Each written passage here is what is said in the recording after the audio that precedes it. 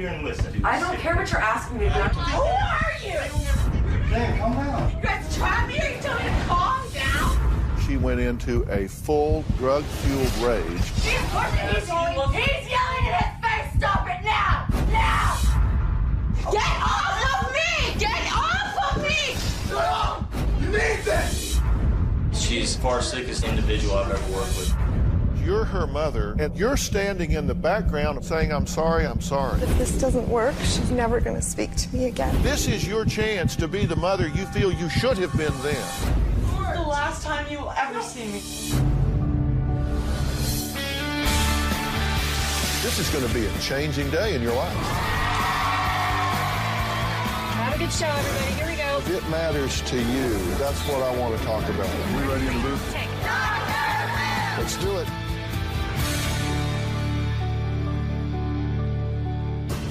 She yelled at me.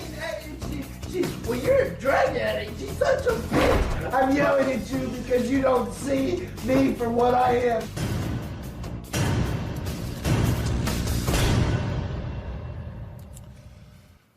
Well, that is typical addict behavior, screaming, making excuses, irrational outbursts. No one knows how a drug addict behaves better than Brandon. Brandon is now 5 years sober, and he and his mother, Debbie, are paying it forward. Now, our goal this season is to help families who have lost all hope as they try to deal with drug addiction. Now, just last week, Brandon met his match. Right now we're coming up on the apartment complex that Jaime lives in, so we're gonna do a drive-by, kind of look and see what the apartment complex looks like. I'm gonna go by her house to kind of get a feel of what's going on there, to get a feel of the apartment, to kind of feel the climate, and to see where the safest place to do this intervention is. If we feel comfortable going to her apartment, or if we need to do it at your house. That's her boyfriend right there. That was her boyfriend there, looking down the street. There's a Mercedes sitting back here, very nice car. Mercedes just took off. I bet it did. They were here doing nothing good. Think of a plan, of different ideas on ways that she would come meet up with you at the house would be the best. Yeah. Best thing if we get her to the house somehow. Brainstorm through the night, do some thinking, praying, and we'll do the same and come up with something. And we'll figure this out tomorrow.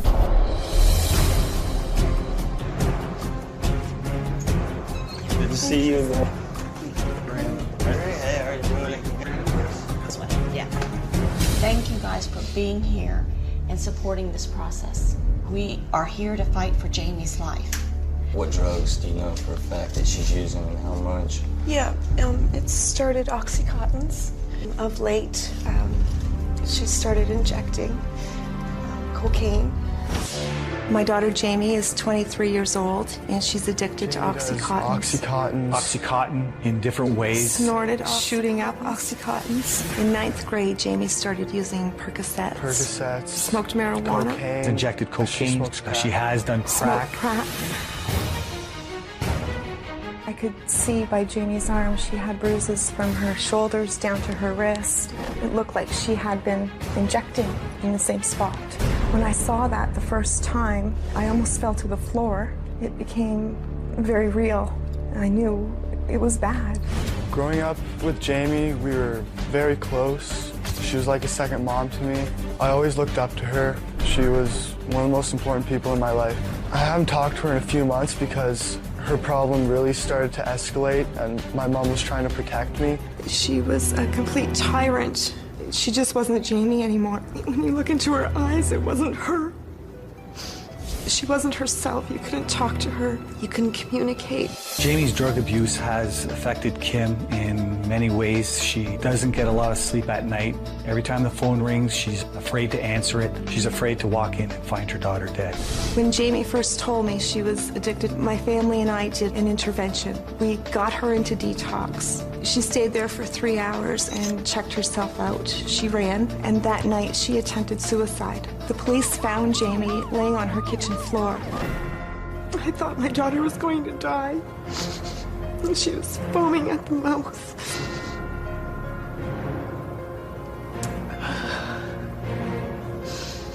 never envisioned seeing your daughter like that. This is the end of the road for her. I can see it, I feel it, and I know it's coming. And I've got to save my daughter. We're all here to save her life. We need help. Please save her. We can't get enough help.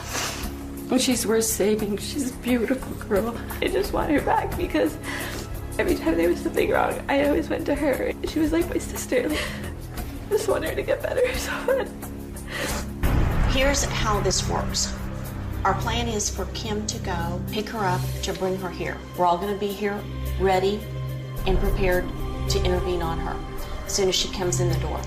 If we see that she's escalating or it gets dangerous for her, for any one of you, or for us, we will stop the process. Talk calm.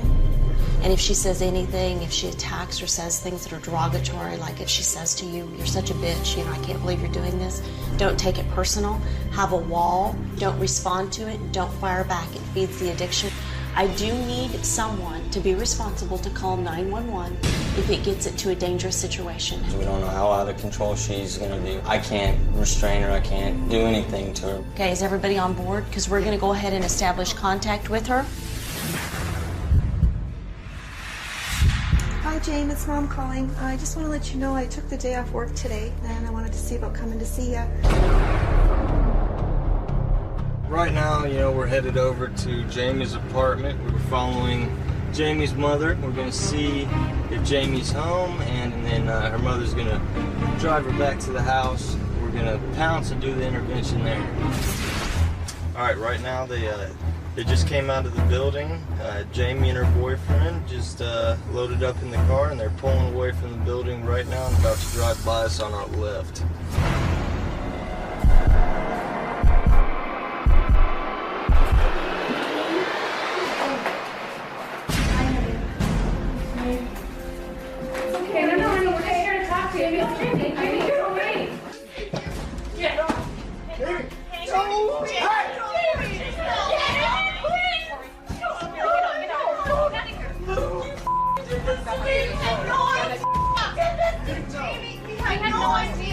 I swear to you, Help we him. had no idea. Jane. I was gonna change. You bitch. Okay. What you done, honey? Okay, Jay, just Get off of me! You're hurting me! I have my heart! You're hurting me! Get off of me! Get off of me! Get off of me! Shut up! You need this! Jamie. Don't! No! I will hurt you. Don't. Do it! You guys. Mom! Stop. Get him off of me! Jamie. Okay, Jamie. Wait. Jamie. Get off! Stop. I'm not. Okay, call 911. Get off of me! Not letting you go! Die. Jamie, I can't let you die. Jamie. I just wanted to talk to you! What did you do with it? I can't let you I will never forgive you! Honey, we don't want you to die, honey. Jamie, come on. You guys did this to me! We're gonna help you. Honey, Jamie, I can't let you die. We didn't. I can't. Please just hear us out. Give me a lighter. Don't talk to me. You will never see my face again. Don't talk to me. Hear me out. Hear us out. That's all we're asking. Hey, Jamie. Don't talk to me. Hey, Jamie, my name's Who Brandon. you are. I don't care what your name is. Don't talk to me. Jamie. Jamie, calm down. Why are you so Calm upset? down? I have these people holding me down and lying to me. You guys trap me or you tell me to calm down? Standing up. Who's holding you down? Nobody. Okay, then when I walk out the door, no one's gonna hold me? You're not holding. You haven't even heard what we have to say. Quit yelling, please. Hey. Here's a letter. Do you have it? Hey, just hold on. Why are you so upset? What's wrong? Just hear us out. That's all we're asking. You see what they do to me? Are you, I trust her! hold on. Are you? You're gonna leave? He's not. Look, all we want to do is talk. All this is That's it. talk. Okay. Just calm down. I know this was a surprise. Just calm down, please. I don't know who you are. Don't come near me. Let me see your arms. You see the bruises? All right. Can we please talk? Okay, you don't have to say anything. All we're gonna ask is you sit here and listen to your family. Not to me, not to anybody that you don't know, but to your family. Your mother. Then why are you talking? Are you gonna sit and listen? No. No. All we're asking you to do is I don't care what you're asking me to do. I'm asking you to leave me alone. You're out of Sorry, Kimberly? You're out of control. This is the last time you'll ever see me. Well, obviously, this got very dramatic, but what happens next shocked the entire family as the intervention continues when we come back.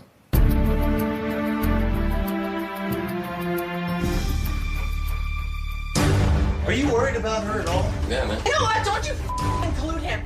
Stop it now! Now! Lucas does nothing but help! This is your family. You can't hold me like that. I'm calling the police. You can leave as soon as we talk to you.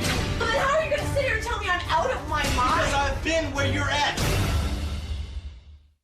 Now, I asked Brandon and Debbie to help us with an intervention here. But when Jaime showed up, she went into a full drug-fueled rage, and no one could predict how it was going to end. All we're asking you to do is I don't care what you're asking me to do. I'm asking you to leave me alone. You're out of Sorry, Kimberly? You're out of control. This is the last time you will ever see me. I don't want to be here. I want to go home. You think they want to be I don't care what they want. Okay? Okay, look, let's start over. No, I want to go home. No. You don't even know me. No, I don't know So you. then how are you going to sit here and tell me I'm out of my mind? Because I've been where you're at. I don't care about your life and your sad sob story. And I don't even want you here. Okay, that's fine. I don't know why you're talking to me. Take a breath, calm down. I understand this is a shock, but yelling and screaming is not going to get anything resolved. This is what I expect. Okay, talk to us. My name's Debbie. I'm a counselor and a nurse. This is my son, Brandon. He has been where you are. Your family is worried about you. I can't believe you would all embarrass me in front of Luke like this. Do you know Hold how on. embarrassed I am right now? Luke is No, you also don't get, worried. No. Wait. Don't you involve him. He would never do this to me. Luke, are you aware that No, she's... don't you include him in this. Okay. Luke, if you want to go outside, don't you include him in this. Okay. He's not a backstabbing, lying piece of Okay, that's all of us. That's fine. You're gonna leave me here? Luke, no. No. You're gonna shut the door on my boyfriend? No. I thought he was leaving. Before you lock him out, no. You. Quit yelling at Nobody me. is taking him away from me. Okay, yeah, it's not. No, this is my boyfriend, so I don't have to. Yes, you do. This is your family. No, they're not. They're not. You just want to continue doing what you're doing. Yeah. Sticking a needle in your arm. That's what I want to do. Killing yourself. Yeah. Sure. Well, we're not going to let you do that. You know, are you worried about her at all? Yeah, man. And you know what? Don't you include him. Please, Luke, don't say a word to this guy, please. Okay, that's fine. I won't talk to him again. I'm here to talk to you, but you're not talking to me. You're yelling at me. And you're yelling at your family. They can't hold me like that. I'm calling the police. You can leave as soon as we talk to you. If you put him in jail for trying to help me, yes, you are. He's pushing. He's yelling in his face. Stop it now. You're the one. Now. If you were Luke does not deserve this. You just sat there thanking him, and he deserves this. Lucas does nothing but help. You told me last night that you and Luke actually had to sit down and you talked calmly and you worked out a problem you two were. That's all we're trying to do. Let's try to do that right now. Okay? That's all we're asking. The family was trying to do an intervention. The daughter has been using drugs for a period of time, so she is completely out of control. I can't believe you're embarrassing me like this in front of Luke. How could you do that? How could you embarrass me like this in front of him? Luke understands, Jamie. Oh my God. Okay, talk How to do me. I get to go home? Stop yelling at your mom. Don't talk to me like that. This is my mother and you treat her I with don't respect. care. I asked you to treat my boyfriend with respect. you.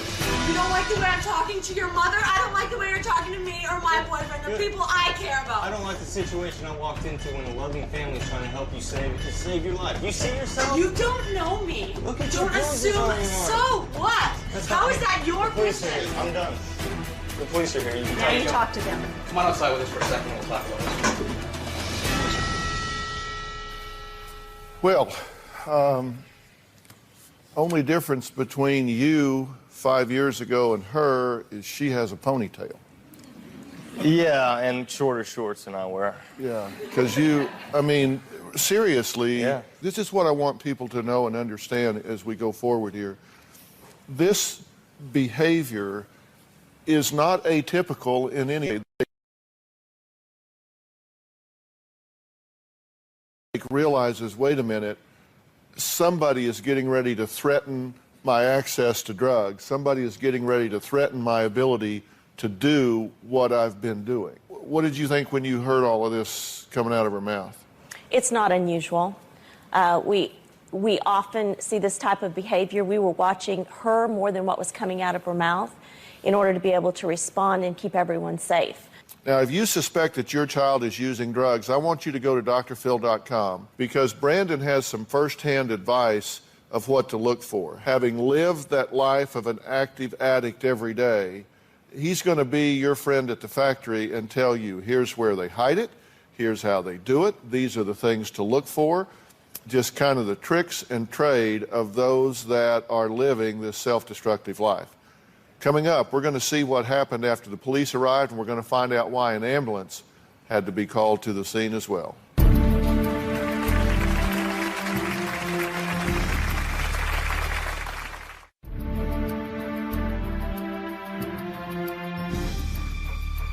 Now, Brandon and Debbie led an intervention to get Jaime to La Hacienda Treatment Center. But when Jaime arrived at her mother's house, she got totally out of control in clearly a drug-fueled panic. Now, the police were called, which is exactly what should happen if things get out of control. You heard Debbie very early, before the intervention started, she said, I want to designate someone here that's going to call 911 if things get out of control. The number one rule in any intervention is safety and security of everybody involved. Let's take a look at what happened next.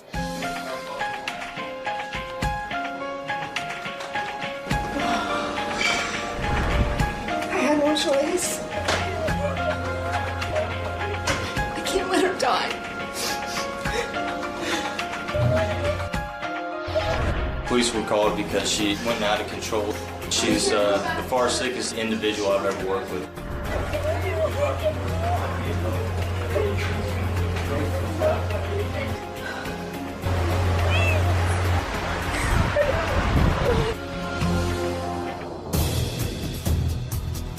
It's much better that the police are here than you're standing at her coffin, okay? The police contact the ambulance to have medical professionals come here and actually check her out. That way they can have a medical assessment and determine what the next step is. This is a start. This is a start.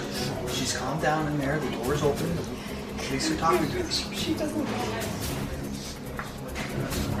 I know how hard it is for the family to see something like this happen. I can't tell you how difficult it is to see someone you love in handcuffs or taken away, but it may be the only thing that saves her life.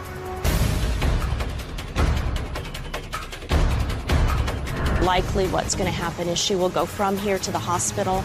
They'll evaluate it. They'll call what's called like a psych response team to get an evaluation to see where she's at psychologically. We're not going away. You know, we're going to see this through to the end. That's what Dr. Phil does. The goal here is to get her the help she desperately needs and deserves. We are going to go to the hospital right now and speak to the doctor as the officer suggested we do, and plead with him to keep her at least the 72 hours for observation to get her calmed down. We just had a conference with the police officers as well as the 3 physicians who have evaluated her. They are going to go ahead and hold her for 24 hours. There's going to be a psychiatric evaluation in the morning with a possible 72-hour hold. Hopefully they can do the evaluation tomorrow and we can get her on her way to treatment in the morning. We definitely haven't lost any hope for this case. As long as there's a beating heart and she's still alive, she's safe for tonight, we're still going to be here, trying to get her the help she needs.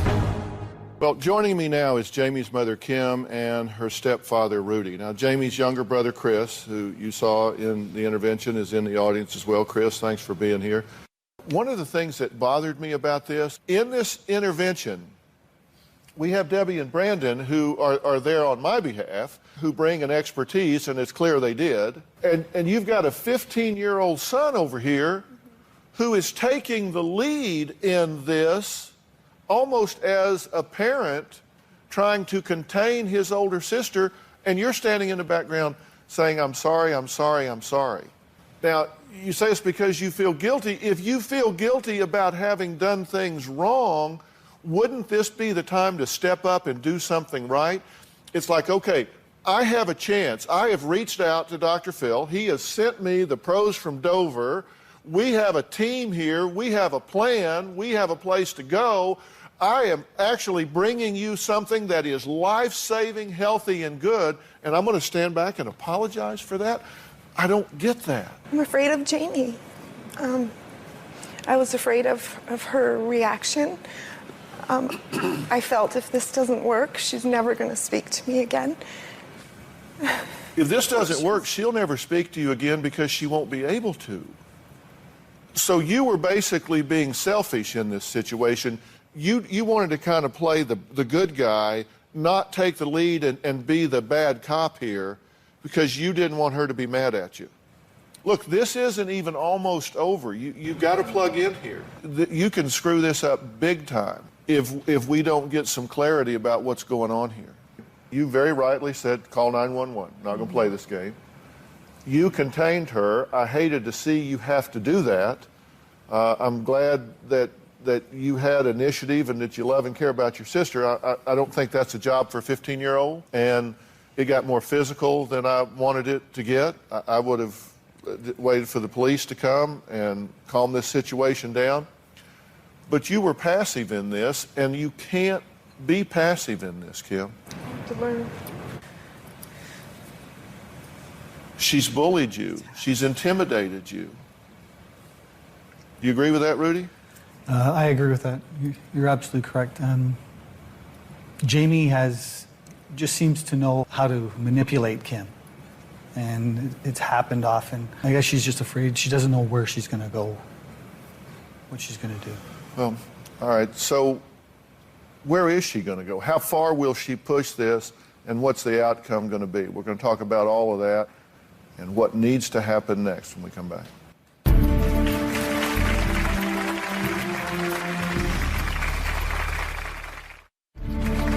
You are watching Daytime's #1 talk show.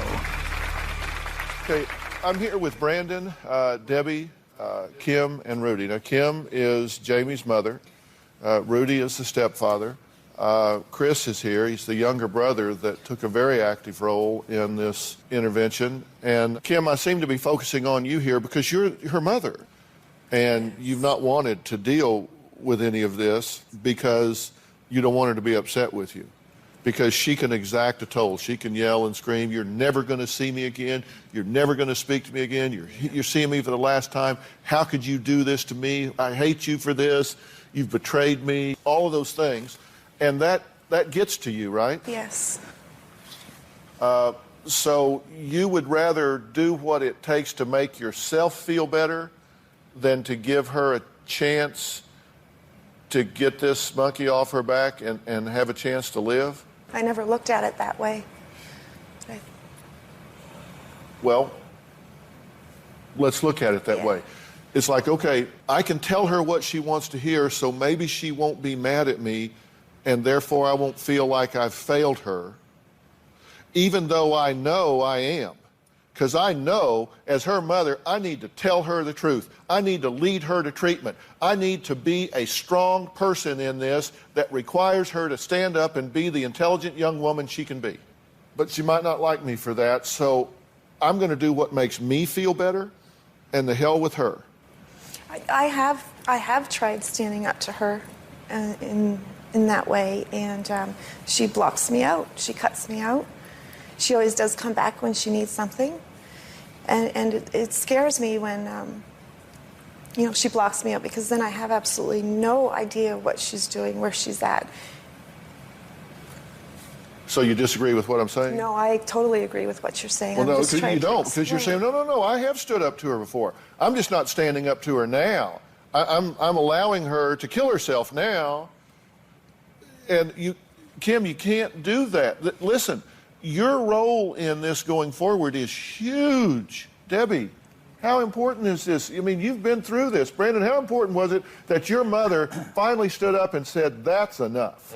It was huge. I mean, she was the biggest enabler in the world for me. She gave me the money to go get my drugs, even though she thought it was for clothes or food or whatever, but I could go make a peanut butter and jelly sandwich instead of going and buying a $20 meal.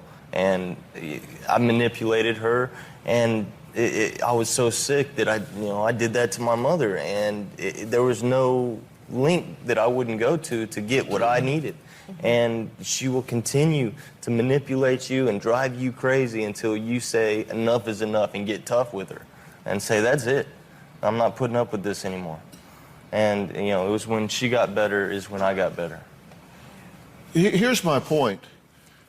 If we get her to treatment, if she turns things around, if she doesn't continue down the path she's on, and she comes back to the same dynamic that she has now, what's the point?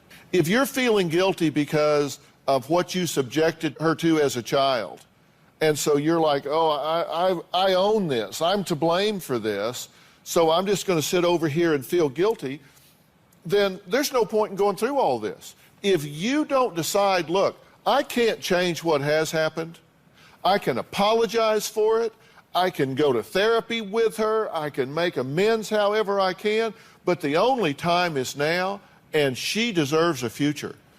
You can be sorry about that, but you got to forgive yourself. You got to ask her forgiveness. You got to live in the moment and give this girl a chance to live. Don't sabotage her when she's 2, 3, 4, 5, 6, 7, 8, 9, 10, up through her teens, and then sabotage her now.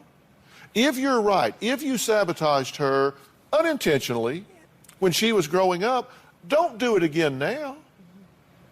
Isn't that what you're going to do if you continue to be afraid of her and let her dominate you and bully you and enable her? Absolutely. Don't you wish you had that childhood to do over again? Oh. Well, you get a do-over right now. This is when you reparent. This is when you redo. This is your chance to be the mother you feel you should have been then. This is your chance to decide this isn't a popularity contest. I'm going to tell her what she needs to hear instead of what I need to tell her so I feel better. I'm asking you to power up. And I'm offering to help you do that, but I can't do it for you. I've had this same conversation with you. Absolutely. He's sitting in jail in Houston. I said, do not bail him out. Do not get him a lawyer. Do not get him out of jail. Let him, how long were you there? Half a year, 6 months. 6 months days. this kid sat in jail for doing black tar heroin, and she cried herself to sleep every night because her little boy's in jail. But you know what? He was safe. I'd have rather have him alive in jail than dead on the street. That's the hardest thing you ever did. Absolutely. Kim, you underestimate your power. And Jamie will start getting well when you get well. I heard that at an Al-Anon meeting. And then I sought her out to say, what does that mean? And what I did was every single thing she recommended. And I used her as a sponsor to guide me.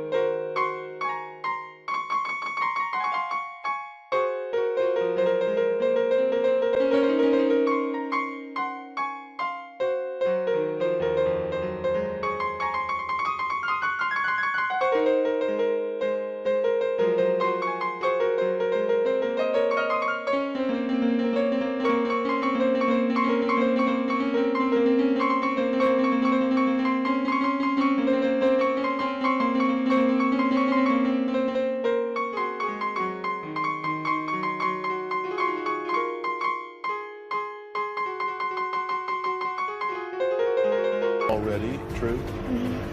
Your chance of stopping this, doing what you're doing, is zero. The only chance that you won't be doing drugs this time next year is if you're dead.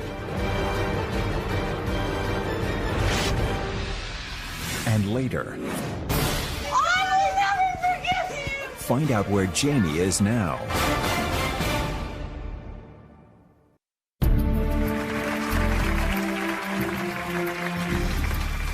Kim wrote the show after seeing our drug intervention with 20-year-old Carly.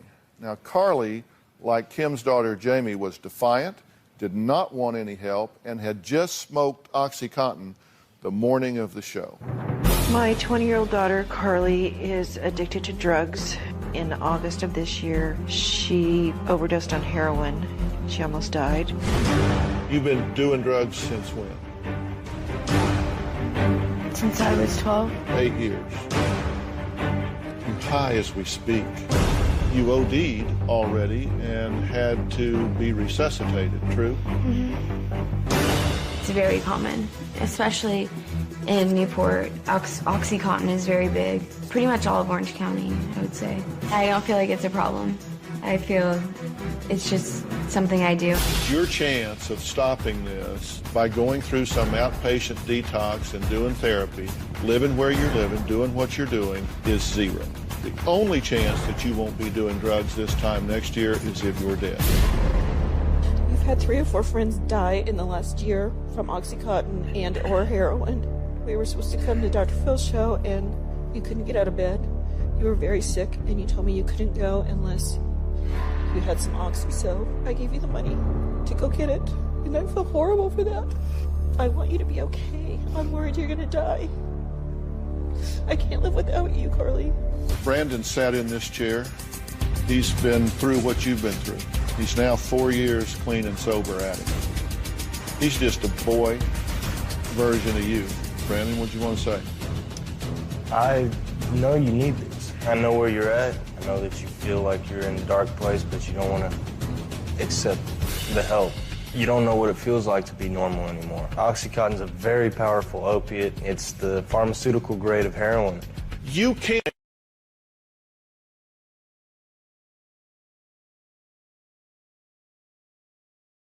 and get serious help, or your life is going to get a whole lot worse in a short period of time. Will you take the help? Yes.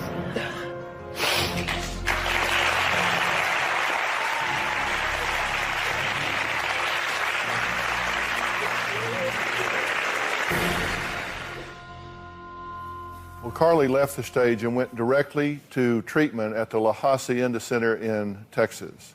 That was 9 months ago. Carly, come on out and join us.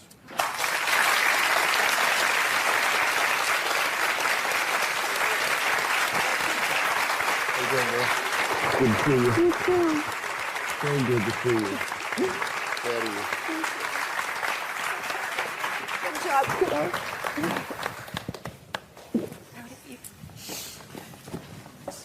Well, just anywhere's fine. Well, you're a little more bright-eyed and bushy-tailed than the last time I saw you. Yep. So how you feeling? Amazing. My life is so much different. I can't even...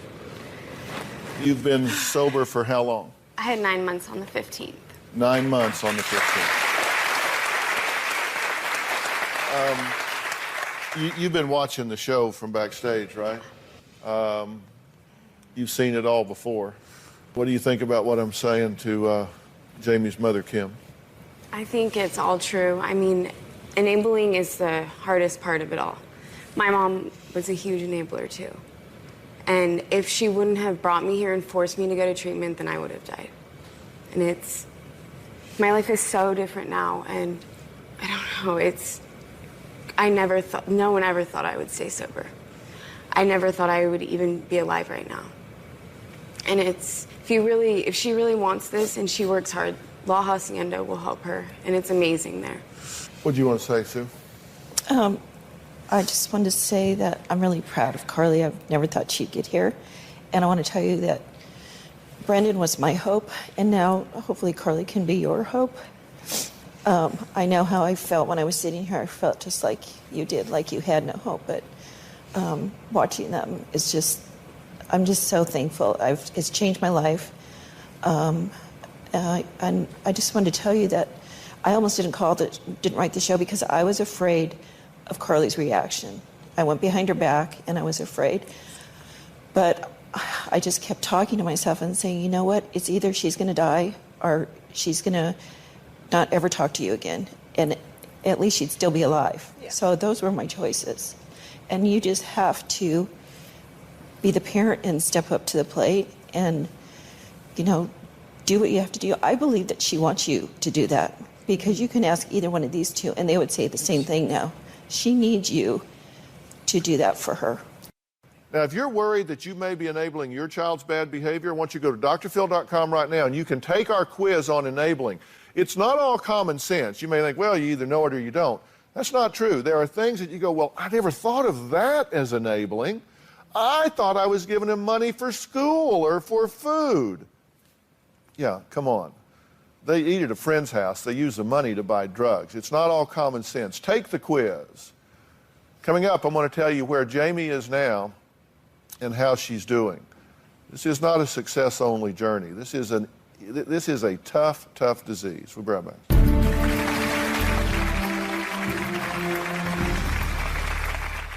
We sent Brandon and Debbie to do an intervention with Kim on her 23-year-old daughter, Jaime, who is severely addicted to drugs. And, of course, the last we saw here in the recap is she had gone to the hospital. She was on a psychiatric hold there to be evaluated. She did go to La Hacienda. Yes.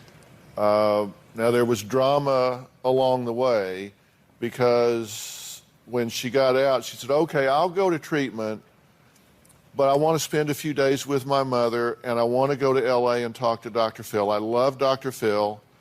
I want to go look him in the eye and talk to him. And that seemed like a pretty good idea, right? So they called me, and I said, not just no, but hell no. She goes straight to treatment, from the hospital to treatment. Rich Whitman is here. He's the director of the La Hacienda Treatment Center, and there are a lot of treatment centers here. We use different ones from time to time, particularly for those under 18, because La Hacienda is for adults. People, Rich, have asked me why I'm so high on La Hacienda. A big part of it is you. Thank you. Because you get it, and I thank you for the work you guys do down there, and I thank you for...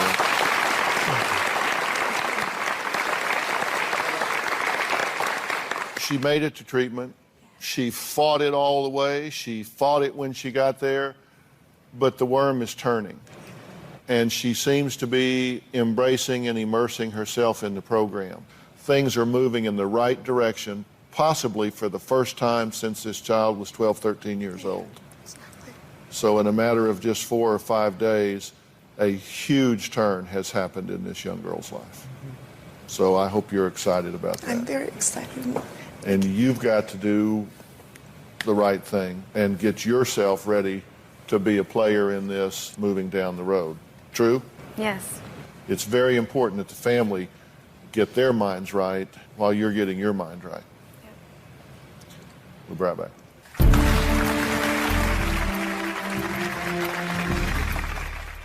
Well, Jaime has been in rehab for 4 days now.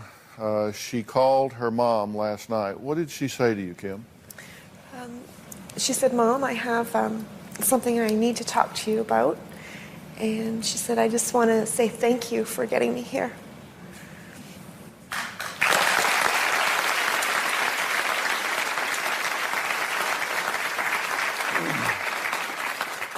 That's a far distance from where you were in that time in the intervention. And, you know, I've got notes and thoughts about doing interventions on the website. You know, this is not about confrontation. It's not about being demanding and finger pointing. It's about dealing with the facts, being calm, being compassionate, being loving, being supportive, but being relentless that you will accept nothing other than this person getting a return to health. And all of that is right there on the website. I want to thank all of my guests today, Special thanks to Brandon and Debbie, Rich Whitman, director of La Hacienda. Now, you have also offered treatment to Jamie's boyfriend, Luke, at Origins Drug and Alcohol Recovery Center, because I don't want them in the same place. Now, I understand that as soon as he gets his passport, he says that he is going to do that. He's going to come out of Canada with his passport, and he's going to go to treatment. We'll see whether he does or not. He hasn't raised his hand yet, right? Right. Not from what I understand. At your request, I've been in contact with Origins. I've talked to them on the phone. Believe me, he hasn't made that phone line burn up yet. But we'll see. Thanks for being here. So long.